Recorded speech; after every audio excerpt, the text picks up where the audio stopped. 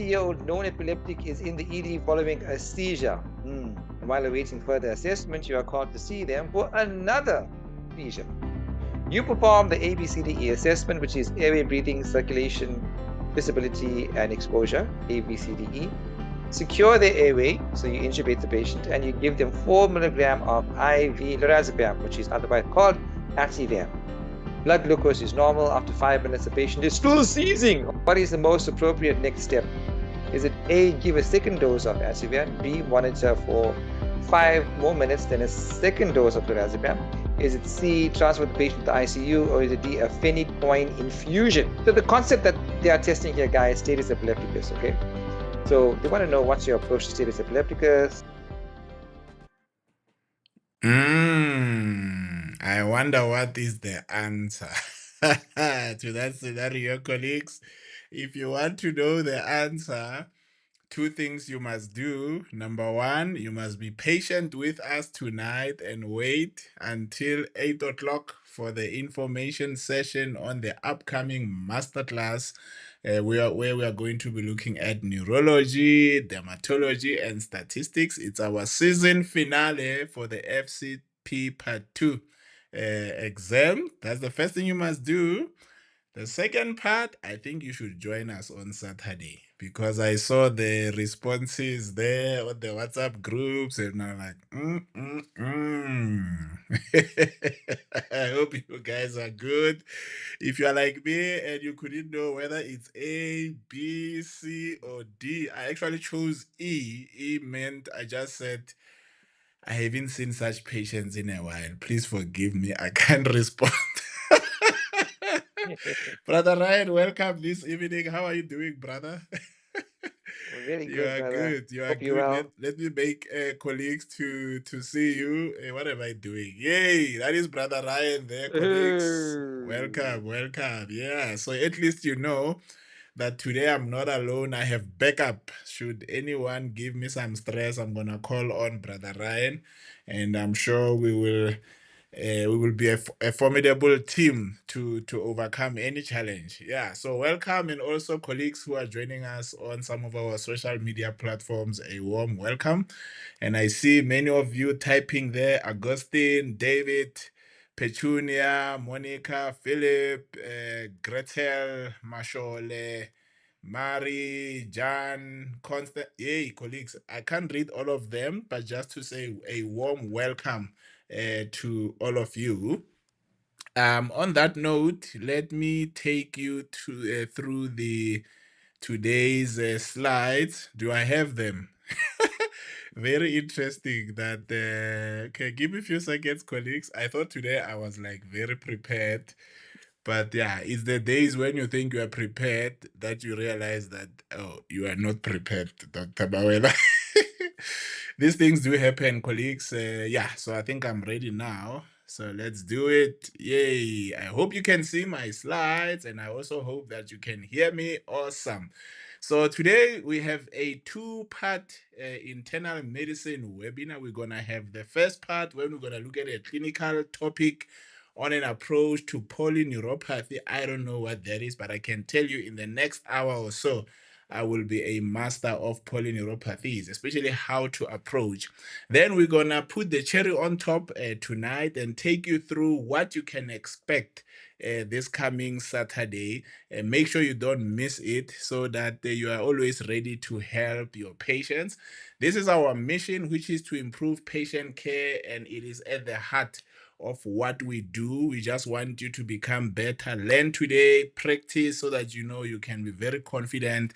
But we need to transform as many health workers as we can. So please do share these invitations with your colleagues. Yay! We have now issued over 120,000 credentials to yourselves. So thank you so much for trusting us with your professional development.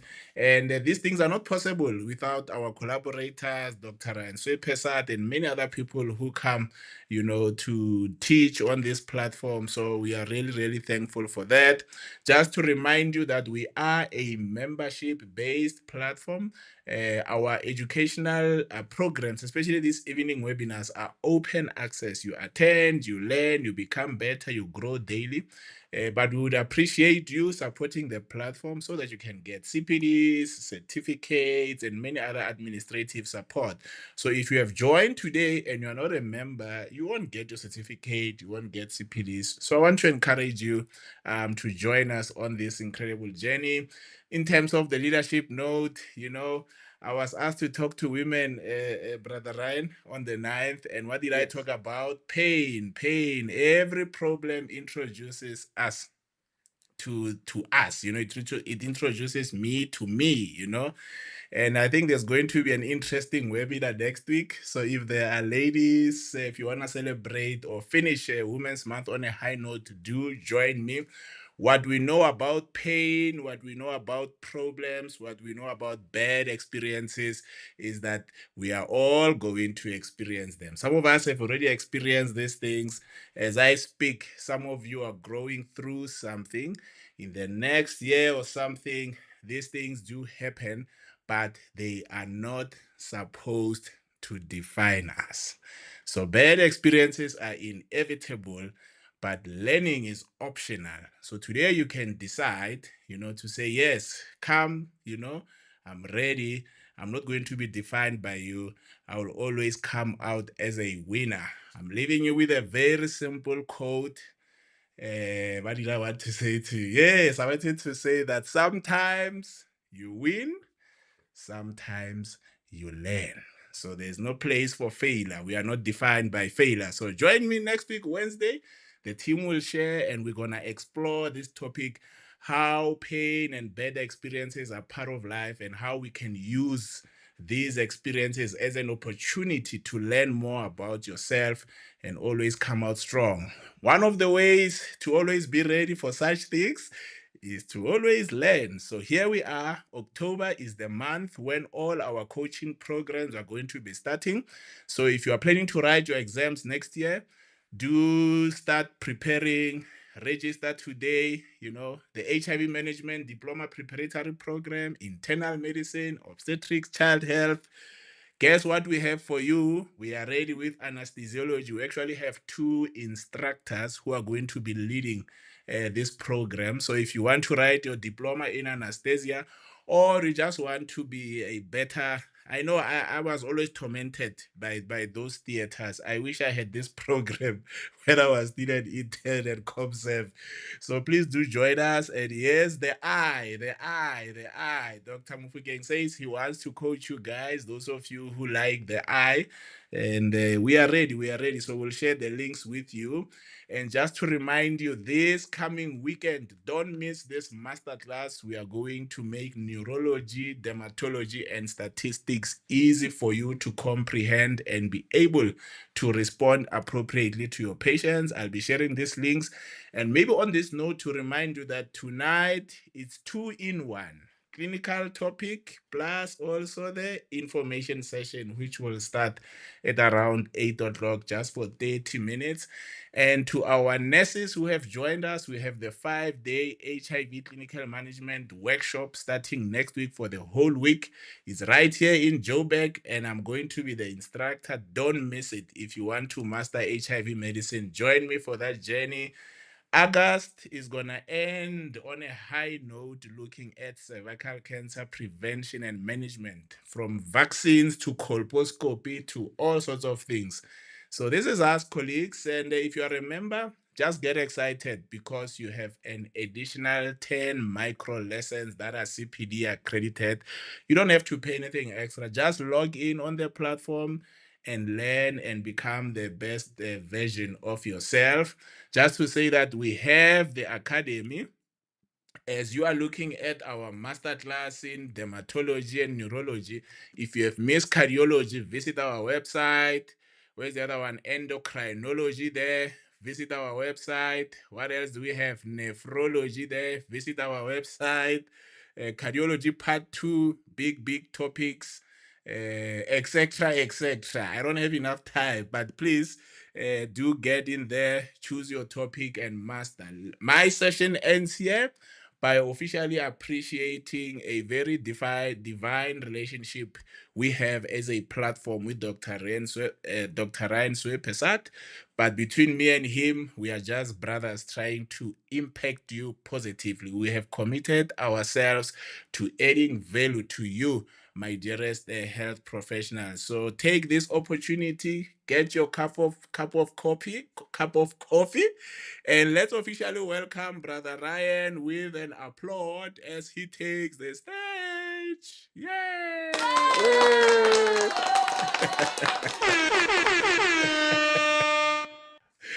Thanks, brother.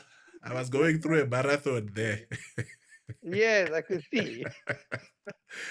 Welcome. Thank you, Brother Mawela. Thank you so much. I hope you can hear me. Hope you can see my slides. A very good 100%. evening, everybody. Thank you. Brother, when you're talking about pain, are you also talking about neuropathic pain? Aish. Oh, Even that now that's pain, the topic. if Yeah. you don't learn from it, you'll miss big things. So, Yes, absolutely. Or go check yourself for diabetes. yeah. Very good evening, everybody. Thank you to Brother Mawela and the folks at the Clinical Care Platform, and to each and every one of you for coming out and joining us tonight. First and foremost, I just want to wish you a very happy anniversary. Yep, happy anniversary to everybody.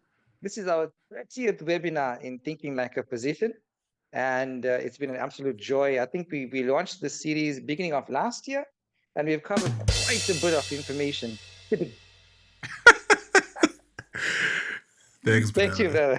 brother. Yep. And today we're talking about an issue that makes me quite nervous because it's in the nervous system, polyneuropathy. All right. Once again, a big thank you to my Lord and Savior Jesus Christ for his grace and his mercy and for allowing us to speak and to be here this evening. And to this dashing gentleman here, he is most wanted for best teacher in South Africa. He will be arrested soon on this charge.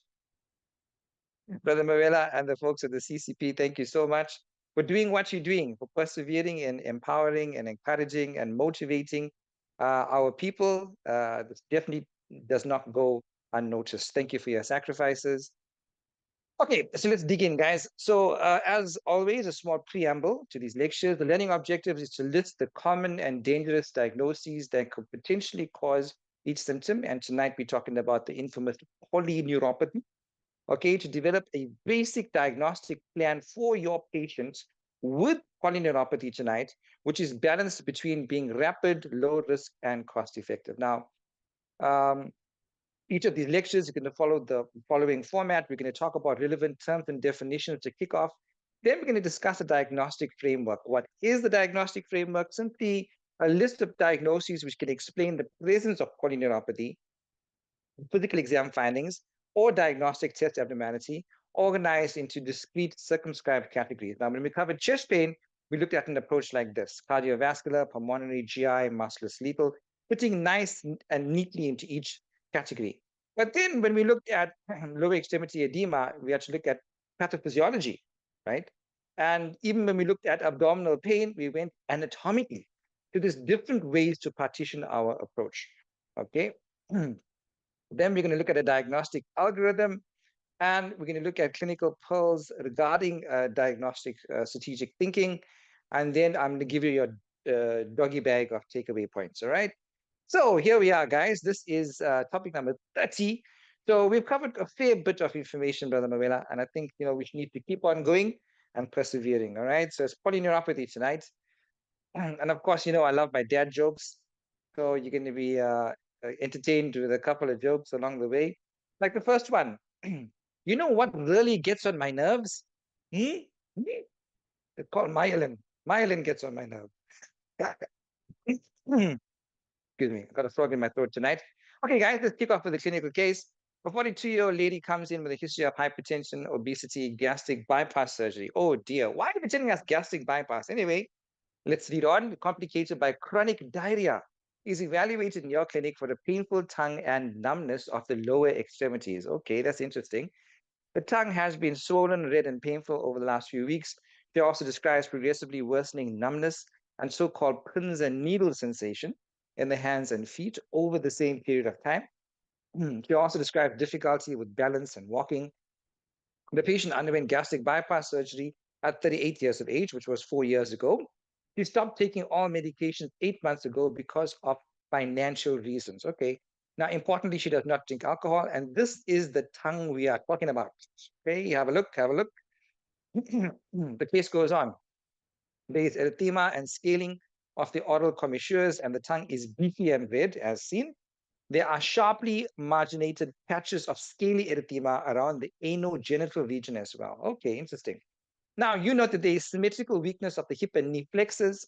Patellar tendon reflexes are brisk, but the Achilles tendon reflex are absent. Very specific distribution, guys. Look at this. The Achilles tendon reflex absent, but the patellar tendons are brisk. And the symmetric weakness of the hip and knee flexors. Stimulation of the plantar aspect of the foot results in dorsiflexion of the hallux, something we love to call a positive Babinski sign. There are symmetrical distal deficits in the modalities of light touch, vibration, and proprioception in all four extremities, and there are less severe deficits in pain and temperature. Romberg test is positive. There is frank ataxia on gait examination. So a whole lot of information, guys. And the question goes on to ask, what is the most likely cause of polyneuropathy in this patient?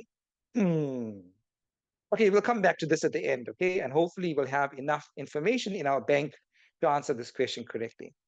Okay, guys, now weakness can be subdivided into upper and lower motor neuron pattern. Now, when we look at neuropathy, it's actually part of a lower motor neuron disease pattern.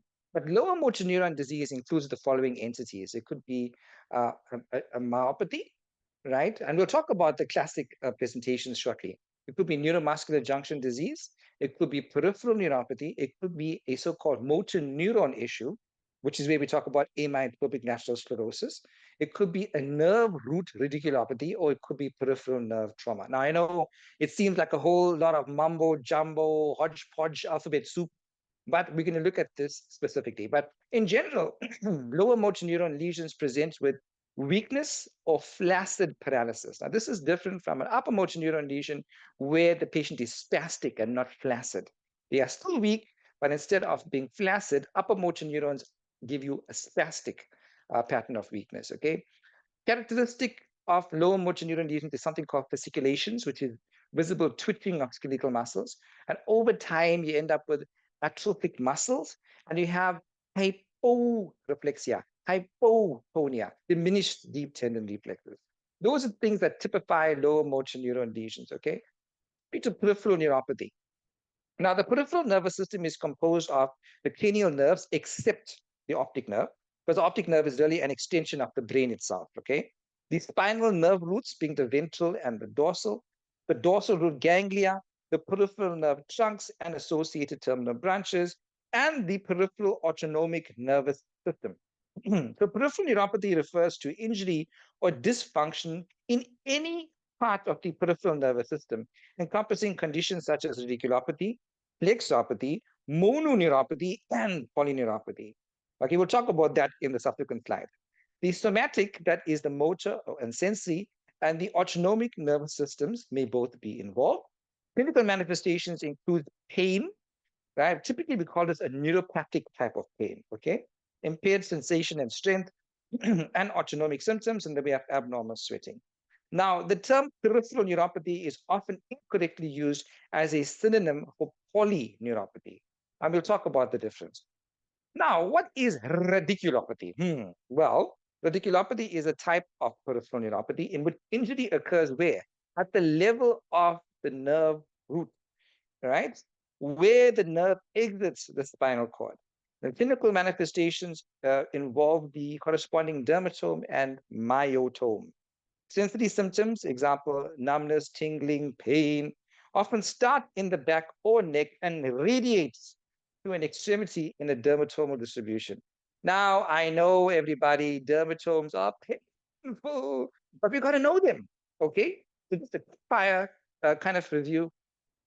C5 includes the outer arm. C6 is the lateral forearm. C7 is the middle finger, the very rude one, the middle finger. C8 is the medial hand. P1 is the medial forearm, okay? P4 is at the level of the nipple in a male, right? because we know that the nipple can be variable if you're not a male, right? T7 is the suprasternum, T10 is the umbilicus, and T12 is the suprapubic area. Okay, that's in general. Now, L1, or rather, is over the inguinal area, if you will. L2 is the upper outer thigh. L3 is the medial thigh. Okay, or L3 is also the area around the knee. L4 is your medial leg. L5 is your lateral leg. S1 is behind the foot. S2 is behind the leg, and S3, 4, and 5 are perianal. Okay, the quick fire again: C5 outer arm, C6 lateral forearm, C7 middle finger, C8 medial hand, T1 medial forearm, T4 nipples, T7 ziposternum, T10 umbilicus, T12 suprapubic. Okay, L1 inguinal, L2 outer thigh, L3 medial thigh around the knee, L4 medial leg, L5 lateral leg, S1 behind the foot, S2 is behind the leg, S3, 4, 5 perianal, right? Now, it's important because when patients come in with weakness, especially paraparesis, you're thinking about a spinal cord lesion, you got to determine your sensitivity level. And you can't do that if you don't know your dermatomes. Really important, okay? What is a plexopathy? Well, plexopathy is a type of peripheral neuropathy involving groups of nerves, which we call plexuses or plexi. I don't know, like, when you see the plural of hippopotamus, some people say hippopotamuses, some people say hippopotami, whatever it is, man. It's a group of nerve called plexuses, many plexus, usually related to trauma or entrapment. Example, compression, resulting in symptoms and signs in the distribution of that plexus. Classic example, brachial plexopathy results in disturbance in strength and sensation and reflexes along the C5 to T1 dermatome. Okay, what is mononeuropathy? Well, this is the type of peripheral neuropathy involving a single peripheral nerve, not a married nerve, a single peripheral nerve, usually related to trauma or entrapment. Clinical manifestations are typically acute or subacute in onset and correlate with an individual nerve distribution. Classic example, carpal tunnel syndrome. You know, when the median nerve gets trapped under the flexor retinaculum? Yeah, that's what we're talking about. Now, this very cryptic term called mononeuritis multiplex. Ooh, sounds like very sci-fi like, but this is a simple way of saying multiple mononeuropathies or mononeuropathy multiplex is a type of peripheral neuropathy that involves at least two, and the word is non-contiguous. Non-contiguous peripheral nerves. It is commonly associated with vasculitis, where inflammation and thrombosis of the so-called vasa navorum are vessels to the nerves, right? Results in ischemic injury to the nerve. Other causes of meningitis include diabetes, leprosy, sarcoidosis. We'll talk about that shortly. Right. Polyneuropathy is the type of peripheral neuropathy that is generalized, affecting many peripheral nerves. Clinical manifestations typically occur, the key word is symmetric, in symmetric nerve distributions, and the other word is length-dependent fashion. That is, disturbances begin at the terminal ends of the longest nerve, and with an early predominance of sensory symptoms. The weakness kicks in late. And some people call this glove and stocking distribution, sensory abnormalities. Okay. So we covered a lot so far. We talked about peripheral neuropathy, radiculopathy, plexopathy, mononeuropathy, mononeuritis multiplex, and now we're talking about polyneuropathy. A lot of definitions in today's topic, guys. Okay, now neuropathy can be associated with two patterns of injury, an axonal pattern or a demyelinating pattern. Now, axonal neuropathy involves degeneration and loss of axons. Okay, so if you look at image A, this is a beautiful nerve axon, and you have the myelin sheath and the nose of Ranvier in between the individual myelin sheaths, right? And so this allows what we call saltatory conduction, so that the impulse skips from one node to the next, and in that way is quicker, right? But in image B, what we see is axonal degeneration and the dying back phenomenon, where the problem is with degeneration of the axon.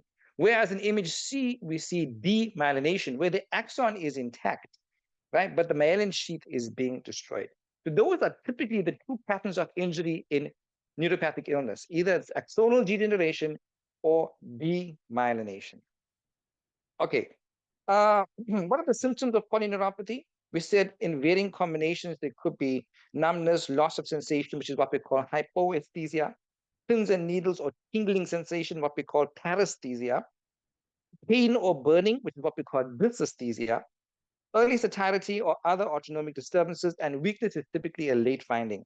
In terms of your signs, physical examination in polyneuropathy, the cranial nerve exam is important for identifying proximal involvement.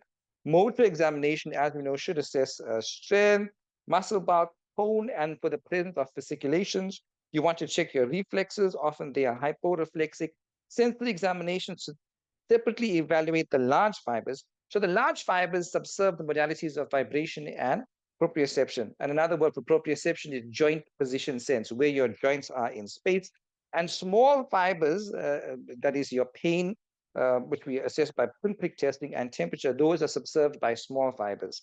Now, the pattern of motor and sensory involvement should be noted.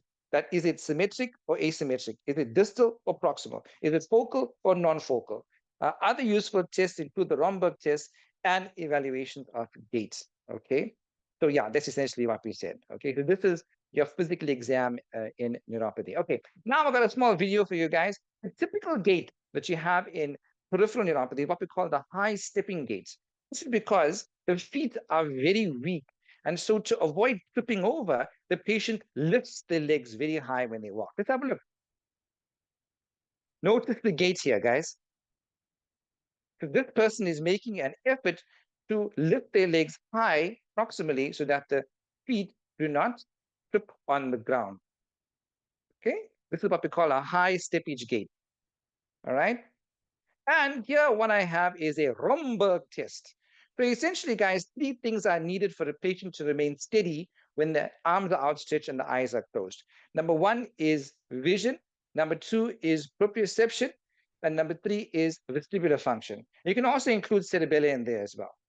So essentially, with the Romberg, first we ask the patient to open their eyes and stand with their hands out. And then we ask them to close their eyes. So when they close their eyes, you are eliminating vision.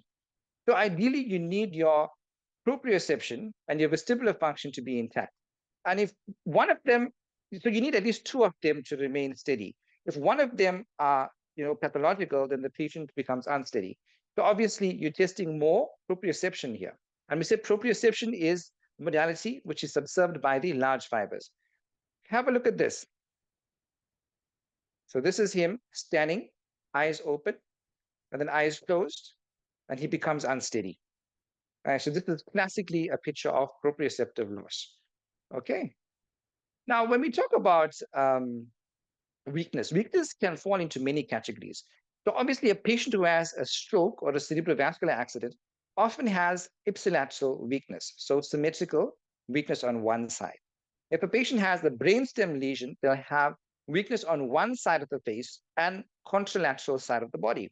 If a patient has a spinal cord lesion, they have paraparesis or paraplegia, all right? But you will have a defined sensory level, which is why we went through the dermatomes earlier.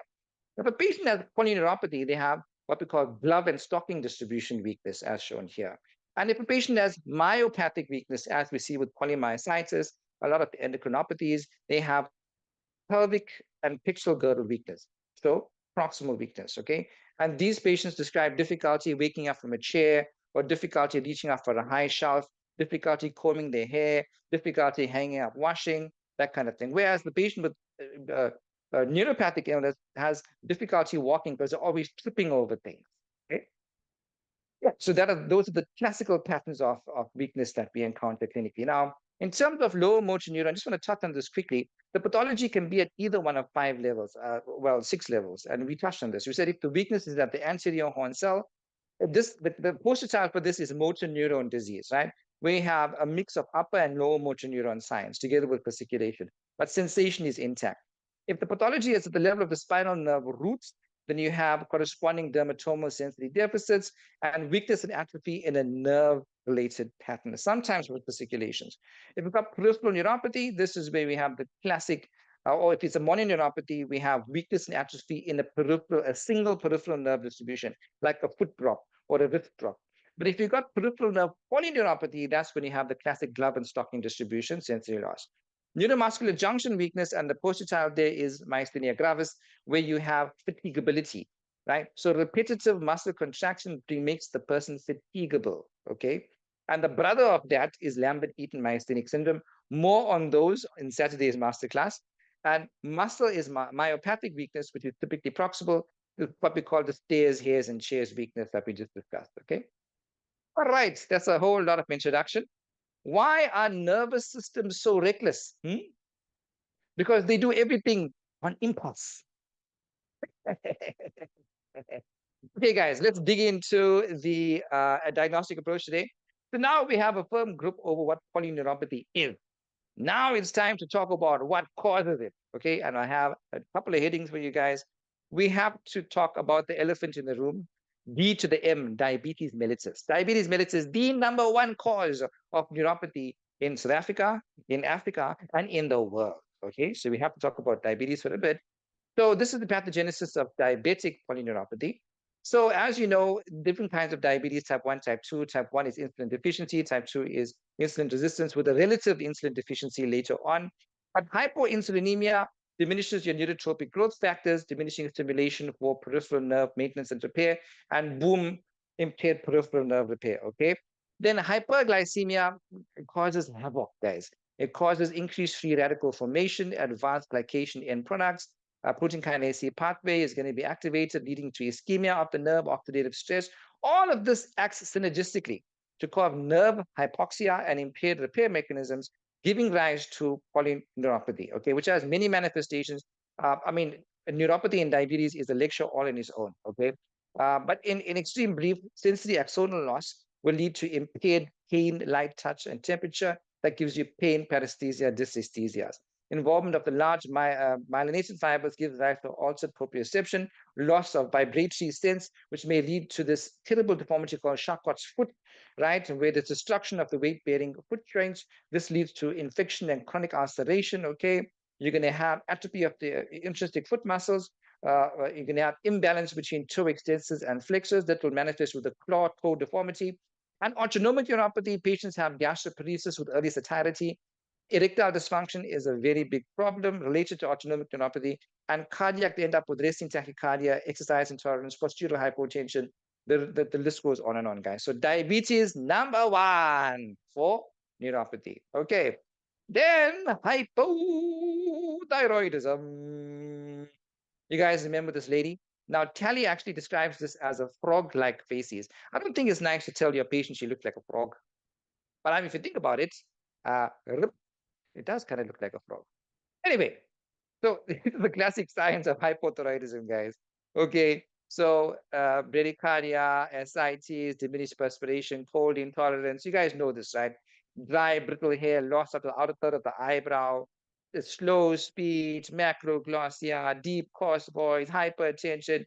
The one that doesn't fit is menorrhagia, because you would think these patients become oligoamenorrheic. No, no, no. These patients get menorrhagia. The hyperthyroid patients get hypomenorrhea and oligomenorrhea. Proximal weakness, guys, but it also causes neuropathic type weakness as well.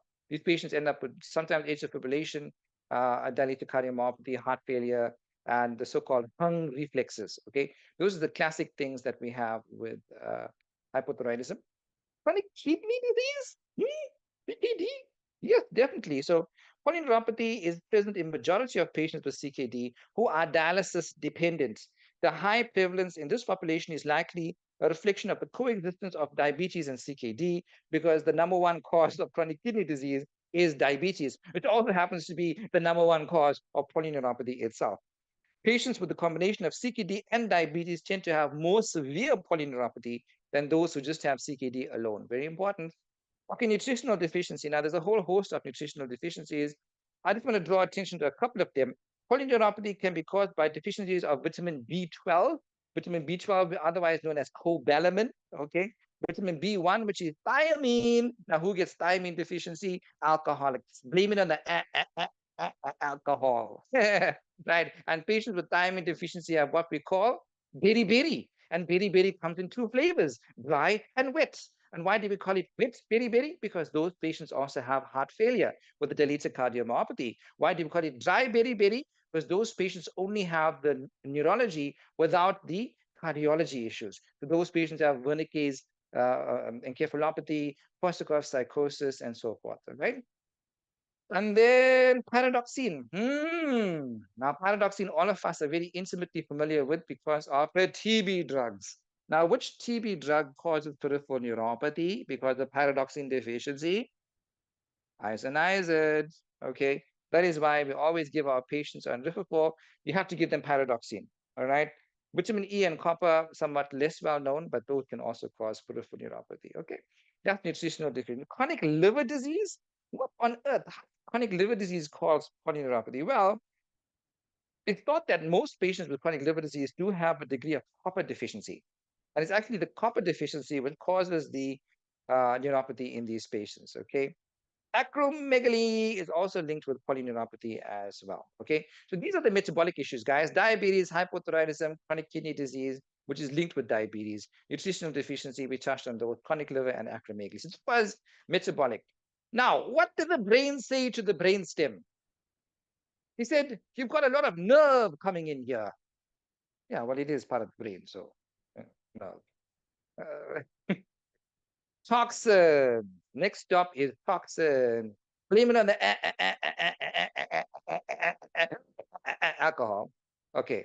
So alcohol, guys, can have lots of effects on the body. Okay. So we're just talking about neurology today. And we're talking about Wernicke's encephalopathy, which is a triad of ophthalmoplegia, ataxia, and confusion. Ophthalmoplegia, ataxia, and confusion. Well, you get the idea, right? Korsakoff psychosis causes what we call anterograde amnesia.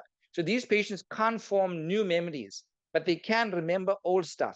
So you ask the patient, where did you grow up? Which school did you go to? And they will tell you correctly. But if you ask them something regarding short-term memory, like what did you have for breakfast this morning? And the guy can't remember, and he makes up a long story. That's called confabulation. Okay. That's Korsakoff psychosis, right? Peripheral neuropathy we spoke about. Pellagra. Pellagra is something called niacin deficiency, vitamin B2. These patients end up with the 4Ds: dementia, diarrhea, dermatitis, and death. Now, nobody likes death, right? Okay, so that's nervous system. They also have, other issues like delirium tremens when they're withdrawing, cerebellar degeneration, okay, alcohol dementia, alcohol myopathy. So neuropathy is just one of a whole truckload of issues with the central nervous system. But alcohol, as you know, causes GI issues from diarrhea to peptic ulceration to cirrhosis, okay, hepatomegaly, steatohepatitis, cirrhosis, cardiovascular that relates to cardiomyopathy, the holiday heart syndrome, where it causes atrial fibrillation, it causes anemia because it suppresses your bone marrow, it causes thrombocytopenia as well, it causes erectile dysfunction, menstrual irregularities, okay. But now, of course, we're talking about alcohol in excess, guys, because there is a recommendation from the American Heart Association and European Cardiology Society that moderate intake of wine on a daily basis is associated with reduced cardiovascular mortality. So this is in the way of alcohol abuse. Okay. All right, medications. Now, what medications are associated with polyneuropathy? Numerous medications are associated with polyneuropathy, including chemotherapeutic agents like vincristine, paclitaxel, antibiotics. Pass up for the antibiotics. Which antibiotics?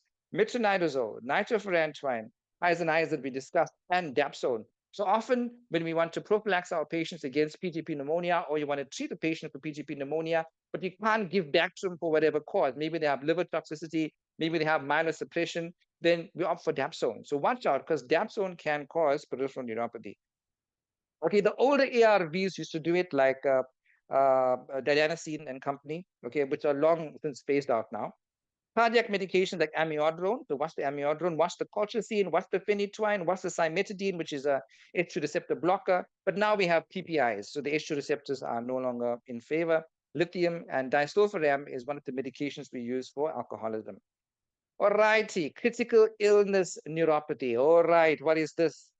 So risk factors for critical illness polyneuropathy include number one, sepsis, number two, systemic inflammatory response syndrome, number three, multi-organ failure. Now, there's a lot of things which contribute to critical illness polyneuropathy. This happens in the ICU. Patients who have prolonged periods of mechanical ventilation in the ICU are prone to getting critical illness polyneuropathy. And the various factors which contribute to this are listed here. acquired channelopathies, pro-inflammatory imbalance, especially in the face of sepsis and overwhelming sepsis with septic shock and such, microvascular disruption, metabolic derangements, altered cellular bioenergy and mitochondrial function, alteration of gene expression. Everything works together to cause critical illness polyneuropathy. So that's one for the ICU, guys. Heavy metal.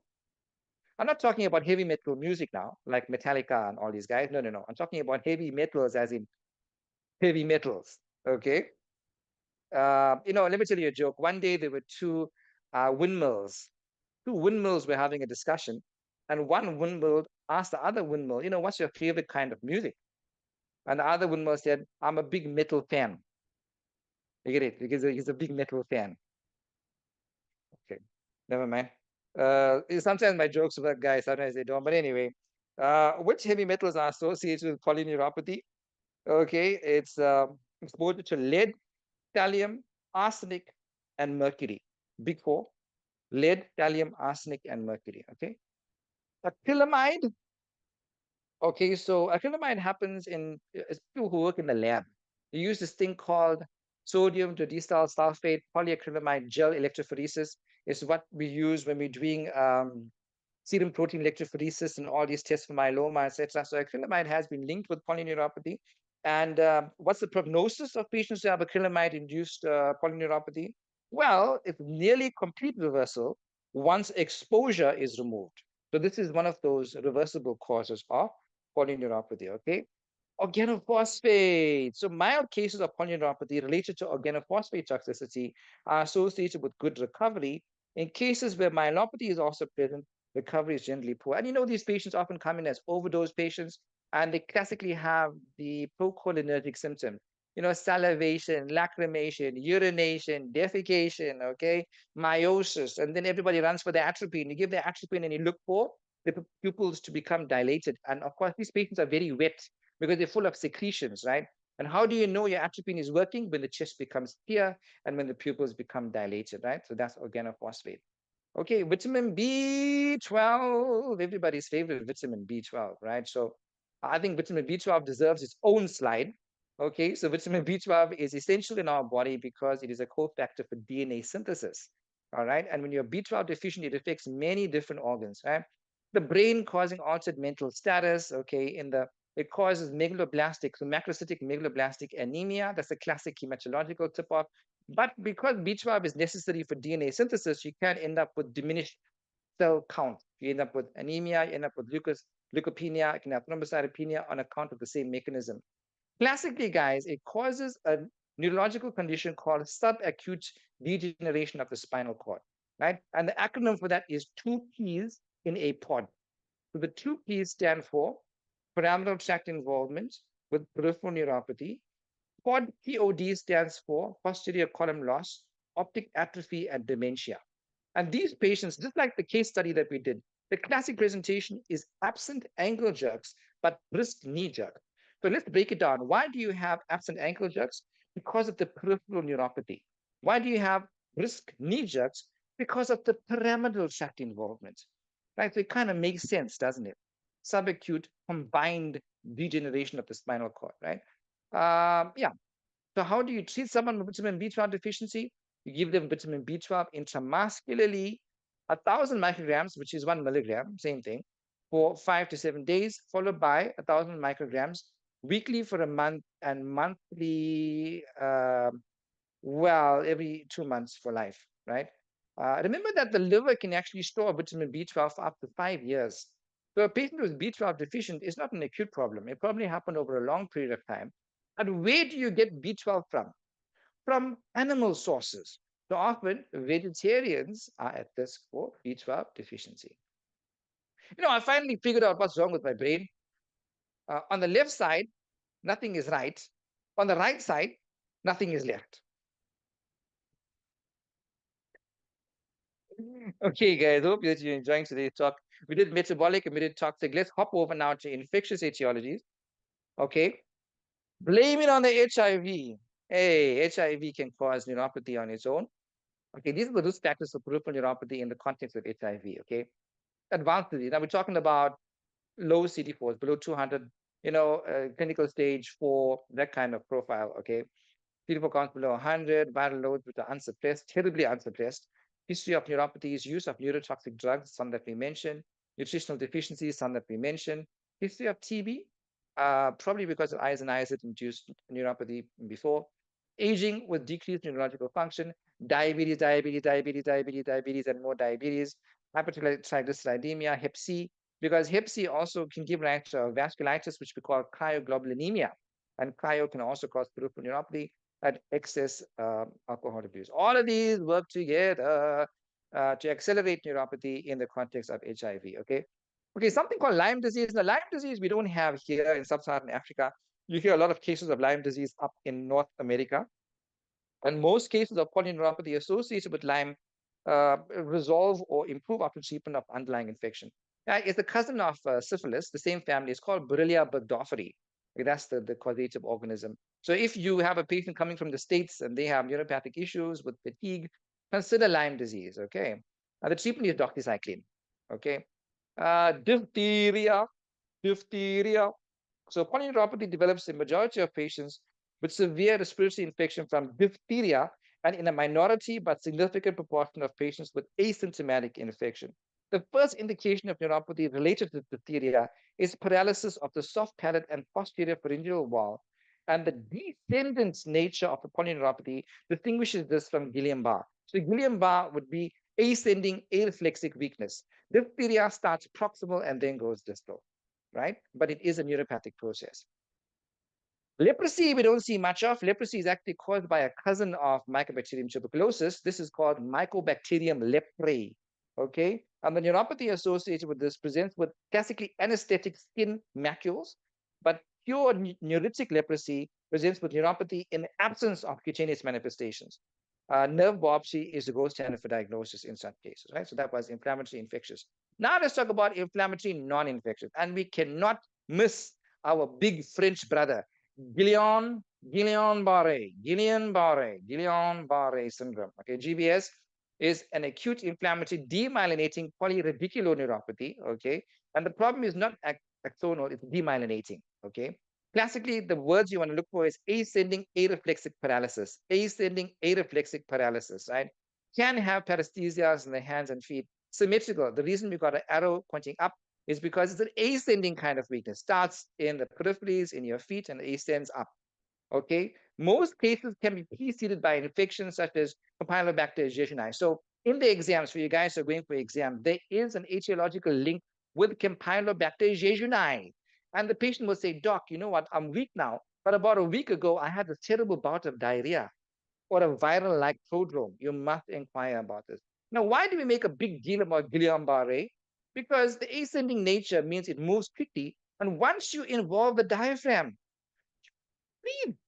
Okay? Which is why we make a big deal about Guillain-Barré syndrome, because it can lead to ventilatory weakness and death.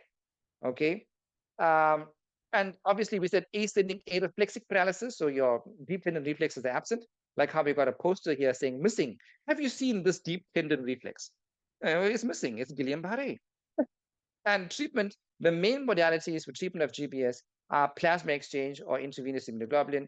There is no role for steroids in Guillain-Barré. There is a role for steroids in CIDP, which is chronic inflammatory demyelinating polyneuropathy, which is the big brother of GBS. But if you got acute GBS, there's no role for steroids, guys. Well, not yet at least. The evidence hasn't pointed there yet. Amyloidosis, now, what in the world is this? Icona, look at this. Macroglossia, right? And you got a monoclonal gammopathy. Okay. So this is the typical OSCE question they like to ask in the FCP. And the answer here is going to be amyloidosis. Okay. And there's a whole lot of other causes as well. Okay. I beg your pardon. This is a polyclonal gammopathy. It's a polyclonal gammopathy. Monoclonal gammopathy would speak to multiple myeloma. Okay. All righty. Okay, paraproteinemia, what is this? Well, paraproteinemic polyneuropathy can occur with monoclonal gammopathy of unknown significance. It can occur with multiple myeloma, with something we call Poems syndrome, right? These all fit into the family of plasma cell dyscrasias, okay? Paraneoplastic, okay, in patients with paraneoplastic polyneuropathy, the polyneuropathy often precedes the diagnosis of malignancy, which can sometimes be discovered with investigative imaging modalities like a PET scan or a PET CT. Okay, connective tissue disease. Polyneuropathy likes to happen in systemic lupus erythematosus, SLE, rheumatoid arthritis, and Sjogren's syndrome. All right, vasculitis. Oh man, look at this. These are the classic skin lesions you get in vasculitis, guys. This is called palpable purpura, and the classic condition we have here is Henoch-Schönlein purpura. Livido reticularis, livido reticularis. It looks like a very net-like, kind of net-like pattern. And this speaks very strongly to cutaneous vasculitis, especially in the setting of hepatitis B and hepatitis C. Why? Because hepatitis B is associated with a vasculitic phenomenon called polyarteritis nodosa, PAN. Okay, and hep C, like we said, is associated with cryoglobulinemia. Both of them give you a classic picture of what we call leukocytoclastic vasculitis, which is livido reticularis. Okay, this is the classic skin lesion that we have. Okay, and then CIDP, we said, is a big brother of Guillain-Barré, and chronic inflammatory demyelinating polyneuropathy. It looks like, smells like Guillain-Barré, but it lasts for much longer, typically over a month. And treatment here depends on variables related to host and features of the disease. Okay, example, patients with pure motor CIDP should not be treated with steroids, as there is actually a risk of deterioration, right? But if you're not sure, you want to actually discuss with the neurology with their input as to whether or not you want to use steroids. Sarcoidosis, called neurosarcoidosis, okay, occurs in approximately 5% of cases of sarcoidosis. Cranial neuropathy, especially involvement of the facial nerve, is the most common manifestation, occurring in up to 50% of patients. The sarcoid is a hot topic, okay, and classically it fits in the domain of the pulmonologist because it causes pulmonary fibrosis long term. But the classic thing is that you get bihalanopathy with the otherwise interstitial lymphocytes, interstitial lung disease. You can have pulmonary hypertension. You can have neurosarcoid as well, like we mentioned, with aseptic meningitis, cranial neuropathies, okay, peripheral neuropathy. You get distal phalangeal bony cysts, you get skin lesions, erythema nodosum, you get Lofgren syndrome, you get uvea parotid fever with Hereford syndrome, and a whole lot of other things to talk about, guys. But neurosarcoidosis can cause peripheral neuropathy. Right now, my brain is like a web browser. I've got 21 tabs open, 5 of them have crashed, and I can't work out where the music is coming from. Sometimes our brain does become like that. Okay, guys, the last group I want to talk about is probably the group that we're not going to encounter so much in adult medicine, more in pediatrics, but because of the comprehensive nature of these talks, I have to mention a couple of these things. So, Charcot-Marie-Tooth, otherwise called hereditary sensory motor neuropathy. And the classic seller for this guy is something called the inverse champagne bottle sign. Okay, this is classically what the legs of Charcot-Marie-Tooth look like. And the other one is something called pes cavus. Pes cavus simply is a Latin term for high arched feet. High arched feet and hammer toes, in that the proximal interphalangeal joint of the toe is bent upward. And these two are telltale pictures for hereditary motor sensory neuropathy, otherwise called Charcot-Marie-Tooth. Okay. Then familial amyloidosis. I don't want to get into too much detail because, like I said, it's not very common. You got weird things like hereditary neuropathy with liability to pressure palsy. I think porphyria we should talk a little bit about. In patients with porphyria, motor and autonomic disturbances predominate with an axonal pattern. So remember, with GBS, it was a demyelinating pattern. With porphyria, it's an axonal pattern of nerve injury. Motor neuropathy can be asymmetric, affecting proximal, including the facial and the distal muscle. Attacks can be precipitated by hormonal factors, medications, nutritional status, and alcohol consumption.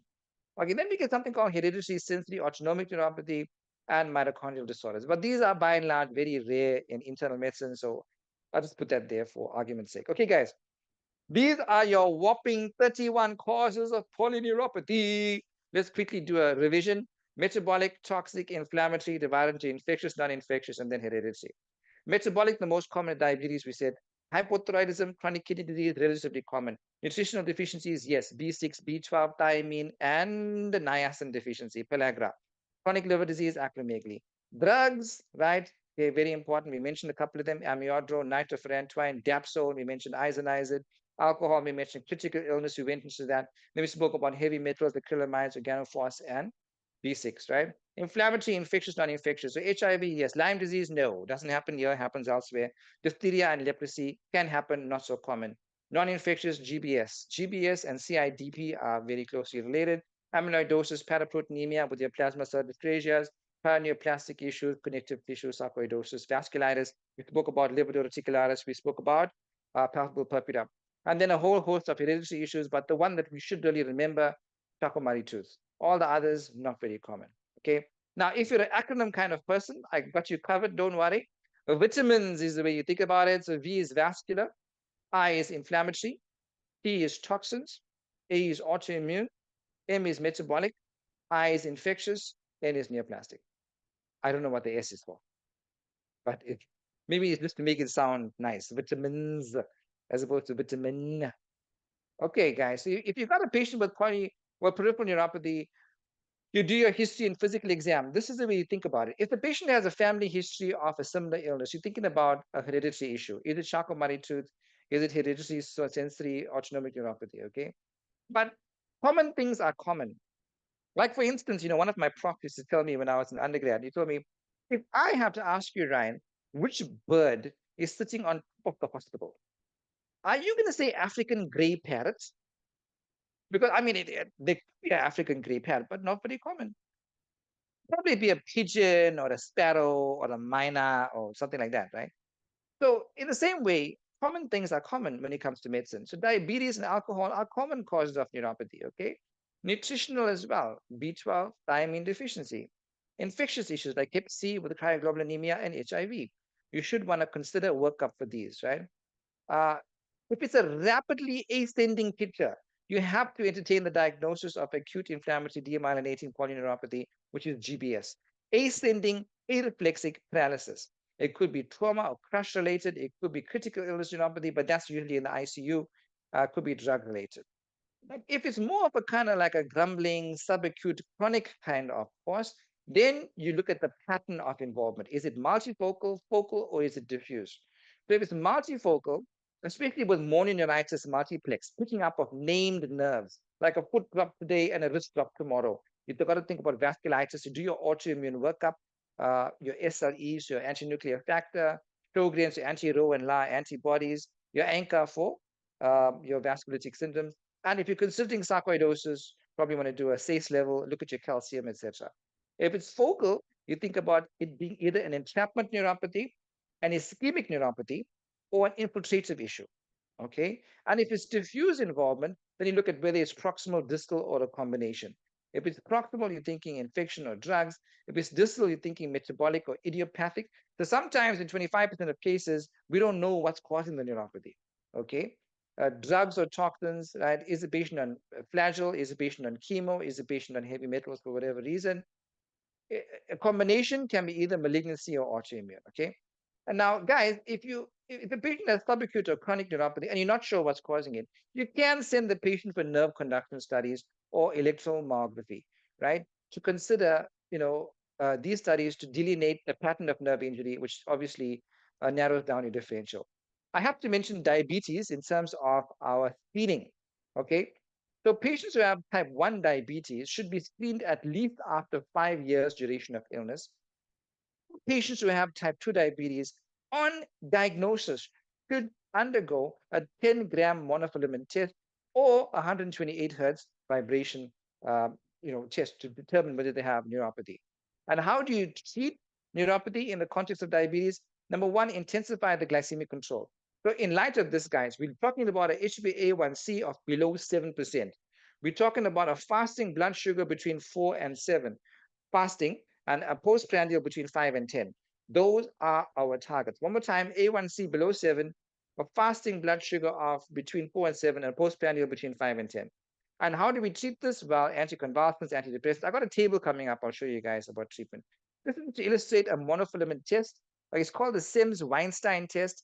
Right. So what you do is you basically place the monofilament perpendicular to the skin, apply just enough pressure to bend the monofilament until it buckles, right? And you're going to determine whether the patient can feel that. If they have peripheral neuropathy, most likely they won't be able to feel that. And they'll also tell you, doc, I have pins and needles, kind of paresthesia sensation, and you know this is neuropathy. Where do we test? Common testing sites: first metatarsal head, third metatarsal, fifth metatarsal head. Okay, so that's what we call the monofilament test for diabetes. Okay. Nerve conduction, I don't want to talk too much about because I think for us as generalists, as physicians, we don't have to necessarily interpret a nerve conduction. This is more the domain of the neurologist. But suffice to know that the nerve conduction can ascertain the pattern of injury. So whether it's axonal or demyelinating, can assess conduction blocks, can assess latency, presence of F waves. All of that informs the diagnosis and informs the prognosis and severity of the diagnosis, but it's generally not for us to interpret. Like I said, if the patient has a chronic or subacute neuropathy, you're not sure what's going on, then you go ahead, pick up the phone the neurologist and say, listen, I got a patient, I think it's neuropathy, I'm not sure. Please help me with the nerve conduction. And that's where, our role is in terms of that. A lot of medications on the market for neuropathy, guys. So many of these look familiar because they're actually either antidepressants or anti-epileptic. Okay, first line, but it does have a role in terms of neuropathic pain. So gabapentin as an anti-epileptic, right? So a ceiling dose of 3,600 milligrams per day, usually 300 milligrams QID to TDS. One of the beautiful drugs, especially for diabetic neuropathy, is Lyrica, otherwise called pregabalin. The dose is 50 milligram TDS to a ceiling dose of 300 milligram per day. Then you can use duloxetine, also brilliant drug, especially in diabetic neuropathy. The trade name is Cymbalta. 30 milligram daily per hour to a ceiling of 60 milligram per day. Venlafaxine, okay, this is an antidepressant, and that's the dose. Then your TCAs now, amitriptyline. So unfortunately, I mean, amitriptyline, it's okay, but it's fraught with side effects, guys. And it's not, it is cardiotoxic, okay? It can predispose to arrhythmias. It can predispose to postural hypotension, okay? But because of its cost, it is by and large the cheapest drug. So it is often our first line, especially working in public, uh, for neuropathy. And then, of course, nortriptyline. But I know duloxetine and Lyrica work wonders in these patients. Okay. Doctor says your brain fell out after your accident, but we managed to put it back. Uh, and I said, thanks for reminding me. Like you reminded me. Thank you.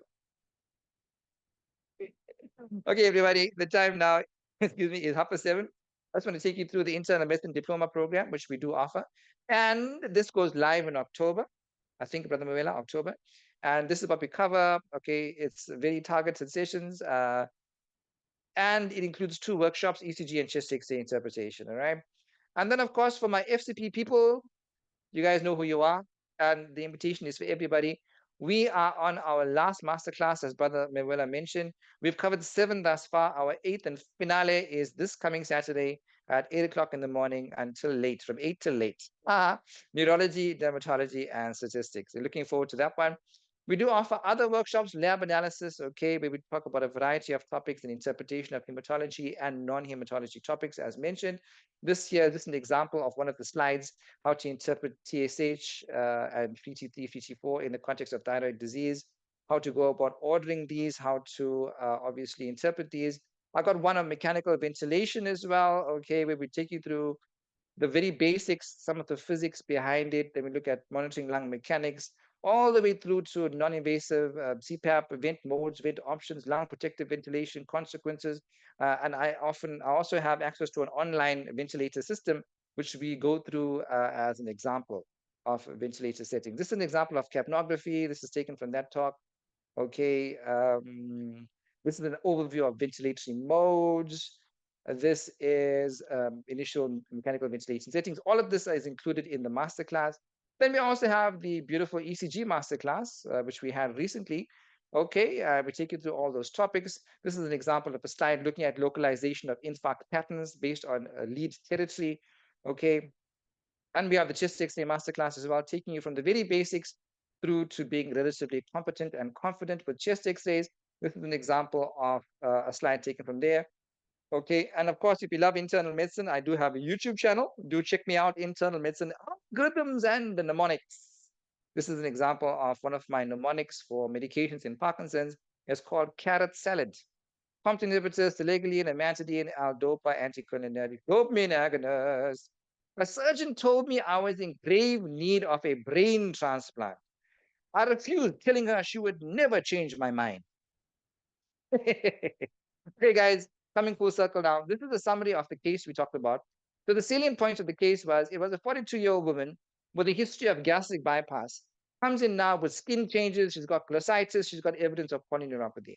What, pray tell, is the most likely cause of polyneuropathy? Drum roll, please. 12, deficiency. Why? Remember that intrinsic factor is produced in the pyloric antrum. Gastric bypass means that section was resected. And intrinsic factor increases the affinity for absorption of vitamin B12. So it's no surprise she's B12 deficient. Okay, guys, here's a doggy bag. Key takeaway points. Peripheral neuropathy refers to injury of any part of the peripheral nervous system, including somatic and autonomic. Polyneuropathy is a type of peripheral neuropathy distinct from other terms we discussed. Symptoms of polyneuropathy include numbness, paresthesia, pain, autonomic disturbance, weakness. Physical findings include hyperesthesia, allodynia, sensory ataxia, hyporeflexia, autonomic issues. Nerve conduction can definitely help to ascertain the pattern of nerve injury, the type of fiber involved, and gives a sense of the severity and the time course. We went through our different headings: metabolic, toxic, inflammatory, hereditary. Inflammatory can be infectious, non-infectious. In general, guys, metabolic and toxic causes cause axonal injury, with exceptions, whereas inflammatory and hereditary cause demyelinating in general. The combination of history, physical exam, blood tests, and nerve conduction will establish the diagnosis in most patients. However, up to 25% of patients still have idiopathic polyneuropathy. And on that note, I will hand over to my dear brother Mavela. Thank you, everybody, for your attention. Awesome, brother Ryan. Hey, today's jokes, I'm telling you, high level. I almost paid my ticket twice for the stand-up comedy. Yeah, no, no, Thank you, brother. you kept us engaged, and I really, really enjoyed every moment of it. So yeah, thank you so much, my brother. Colleagues, just to remind you as well, we're gonna just go through some of the questions that you have posted in the chat or Q&A tab. But also to say, please be patient. We want to probably in the next 15 minutes or so introduce you to the masterclass that's coming up this coming weekend on neurology, dermatology, and statistics. So please don't disengage. We are here for you, and I hope that you are also ready for us. All right. So there was a question, Brother Ryan. Maybe so that I can show the question. You can stop sharing, brother, and then we will come back. Oh, sorry, brother. Sorry, Yeah, so I sorry, can try and sorry. get to this Yes. slide. Here we go. Yeah, awesome. Then I can post the questions there for the colleagues to see at the bottom. So we are dealing with Sibut Itzotates. His question saying metformin can also cause vitamin 12 deficiency. So for patients who are diabetic, would you consider supplementing B12 since both the disease and the treatment may be a cause of peripheral neuropathy? Mm. Mm. Oh, thank you, Sibuchi. Sibuchi is a neurologist. I see Sibuchi is asking a lot of questions here. Uh, Yeah, big so, interest. Sibuchi, so brother, obviously, the knee-jerk response, if your patient has neuropathy and you're thinking is B12 deficiency, do your B12 level. Yeah. And if your B12 level is low, then you know it's metformin. Then you Mm, stop the metformin and you supplement with something else, maybe SGLT2, maybe a glycoside or sulfonylurea, thiazolidinedione, or insulin, something else, right? mm. So the key there is do your B12 level. And should we Yeah. always supplement diabetic? No, don't. Not everybody gets supplementation. Only those who are B12 deficient. Yeah. Awesome. A follow-up question, Sibuti again on the roll. Keep them coming. Sibuti, does peripheral neuropathy cause autonomic dysfunction? Yes. Yes, indeed. Yeah, I think we've been through that. It can Okay. cause a variety of things, from postural hypotension to gastric emptying problems to erectile dysfunction. Okay. Hmm. Yeah, definitely. All right. Guess who's next? Sibuti. Sibuti. Keep them coming. Keep them coming. We're enjoying your questions. Sibuti says, I see you didn't mention pyridoxine as part of your management for peripheral Oh, neuropathy. I at least know one cause where pyridoxine doesn't help, and you shouldn't be giving it. I'll add once you have responded, brother. thank you, brother. Yeah, I'm so sorry. Yeah, definitely paradoxing can be used, Mm, especially for isoniazid-induced issues. mm, I should have mentioned it, but it's not recognized as one of the conventional kind of neuropathic pain agents, mm. but you can use it. Thank you for that, Sebuti. Yes, yes, yes. For those who are working in the TB world, for INH, yes, but for linezolid, no, no, no. There's no amount of pyridoxine that you can give which can make your patient feel better. If the peripheral neuropathy is due to one of the drugs we use for rifampicin resistant TB, linezolid, you would rather consider anticonvulsants and other things in that space, but don't even bother giving it. So that's what I wanted to just highlight. um okay, let's maybe go to Anonymous and we'll come back to Sibuti again. Anonymous says, I've been seeing a lot of vitamin B12 deficiency cases. Besides dietary issues, what are some of the things we should be looking at? So, maybe at the high level, an approach to vitamin B12 deficiency. Yeah, Okay, brother, let me take about 3 minutes on this one, right? Because this one is a nice question. So, no, it's in order good. to understand B12 deficiency, we need to understand B12 physiology. Okay, so people, when you eat B12 in animal sources, it goes into your mouth, it binds to R binder. Then the R binder B12 complex goes to the stomach, and then R binder dissociates and B12 binds to intrinsic factor, right? But where is intrinsic factor produced? In the pyloric antrum. And then the B12 intrinsic factor complex goes all the way to the terminal ileum and it gets absorbed. So pathology at the level of the mouth, the stomach, and the terminal ileum can all give B12 deficiency. So your first port of call is to do a scope and look for pernicious anemia. Look for gastric atrophy, number one. Obviously, if your patient's a vegetarian, that's a risk factor, so you want to address that with B12 supplementation. Then you get autoimmune issues. It's called pernicious anemia, where you get antibodies attacking the parietal cells. So there you want to do your anti-intrinsic factor, anti-parietal cell antibodies. And then if you're not winning, you want to do a colonoscopy and look at the terminal ileum, where sometimes Crohn's disease sits there, sometimes TB of the bowel sits there. And then the other thing is B12 is a cofactor for DNA synthesis. Malignancy causes usage of B12. So if you're not winning, there's probably a malignancy somewhere, and you want to do tumor markers and age-appropriate screening, right? So that's the kind of thought process for your investigation. Brother, I think we lost your audio.